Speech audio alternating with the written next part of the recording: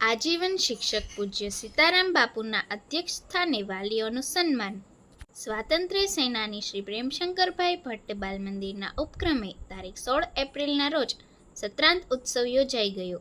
આ પ્રસંગે આજીવન શિક્ષક અને રાષ્ટ્રપતિ સન્માનિત પૂજ્ય સીતારામ બાપુના અધ્યક્ષ સ્થાને 6 જાગ્રત વાલી તેમજ બાળ કેળવણી સાથે વર્ષભર નિષ્ઠાથી જોડાયેલ 5 શિક્ષકોનું અભિવાદન થયું હતું.